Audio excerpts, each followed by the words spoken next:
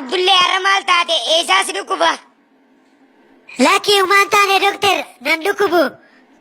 Maaliif dhufta duuba eegas hin dhukkubin? Jaartii xiyya takka akka garaa qabdu akkamitti ilaala? Ati dalagaan ta'e itti godhuudha malee laaluun dalagaa teenya deemisii fidii kootu qorannee laalla. Isin warri mana yaalaa kun waan jaartii amananii biratti isan hin qabdanii bargaa baalageedha.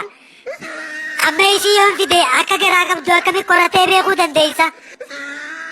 Fincaan isii yoo waa amma isiin fincaante irraa fuunee laalleetti qorannee beekuu dandeenya. Jaartii xiyyaa isin fiduu qab doktor wanni isin deemtaniif naa galtee jirti.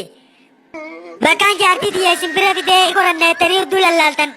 Isii mana dhiisee fincaan isii hoogaa barraadda fiduu dura naaf wayyaadha. Abdullee, how are you? Muummee afaan kun afaan eessaati? Afaan Faranjiiti. Kun afaan Faranjiiti. Haari'uu jechuun afaan Oromoo firija keessa malee tokkichaa kana eessa barteeti sila? Abdullee kana qofaa miti bar waa ciisiisuun taan beeka. Eessatti kabbarte dila kana? Moodiyootana Faranjii wajjin kamuu jirta? Bakkaan itti bareessittiin himaa iccitiidha wanni kun nam tokkotti illee himin.